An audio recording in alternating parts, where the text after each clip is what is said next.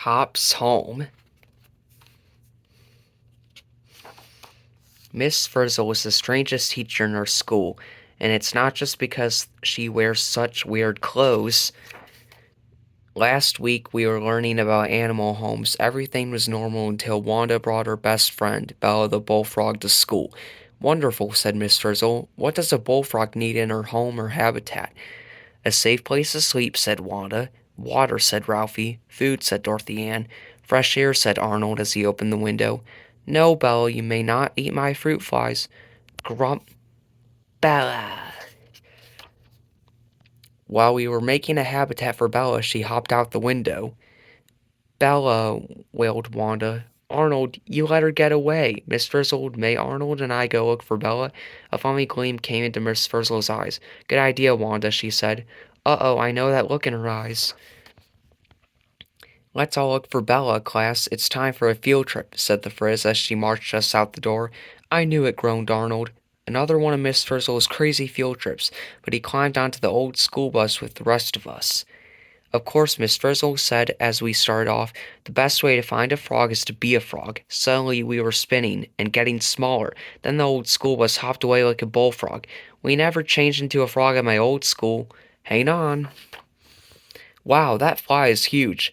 No, we're tiny. We shrank. We hopped through the woods toward a fast-running creek. I'm not feeling too well, Ralphie moaned as we took a bad bounce. Could we stop, please? What do you think, class? Asked Miss Frizzle. Should we start looking for Bella here? This looks like a good frog habitat to me, Wanda said. Lots of insects to eat, plenty of running water. Let's look. Miss Frizzle stopped the bus. Everybody out, she said.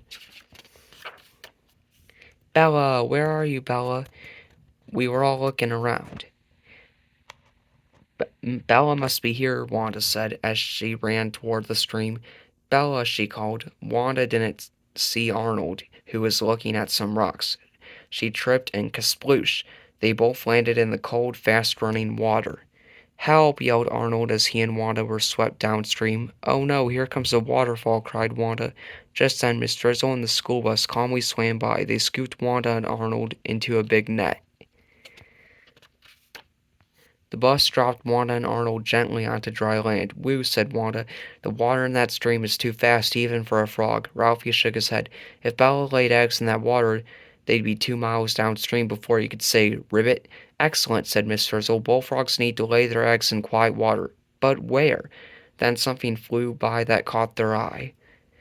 Watch the birdie, class. Aha! It's a great blue heron, said Miss Frizzle. Follow that bird. A great blue heron? Said Arnold. Why are we following a great blue heron? The Frizz did not hear him. She was already marching off. Beavers are rodents like mice and squirrels. We hiked and hiked. Finally, we arrived at a big pond. Just as I thought, said Miss Frizzle. A beaver pond. Wow, said Arnold. The water is nice and quiet here. Carlos knew all about beavers. He had just read a book about them. He said beavers need a quiet pond to live in, so they make their own habitat.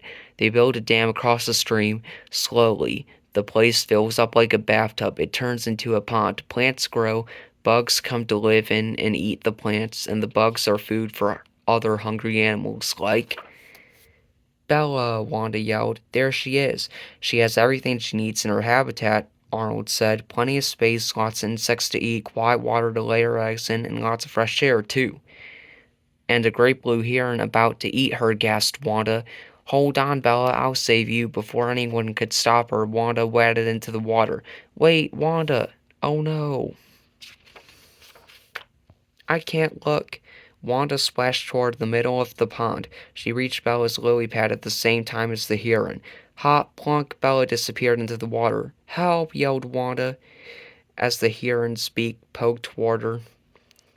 We saw the heron fly away. For a moment we could not see Wanda. Then we heard a squishing sound and saw Wanda coming out of the pond. Are you all right? Arnold asked. All right. I was almost a heron's lunch, Wanda spluttered. But where's Bella? Wow, that was a close one, Wanda. Then Wanda saw Bella sitting on her lily pad. Just as nothing had happened, Bella, Wanda exclaimed happily, you're all right. You had better come home with me. You can't stay here where a heron might eat you. Not necessarily, Wanda, said Miss Frizzle. A heron might eat Bella if it could catch her. I wouldn't mind hiding from that heron myself." "Oh," said Wanda, "you mean Bella has places where she can hide from the heron? I guess they are part of her habitat too, but at least back at school she'd be safe." "What about—" Wanda was interrupted by a strange noise. Grump! Herman! Herman! Grump! "Bella! Bella! Bella has a friend. Herman!" he croaked. "Oh no," said Arnold. "We'll never get two frogs back to school." Wanda looked at Bella and her friend. "You're right, Arnold," Wanda said as she waded out to Bella's lily pad.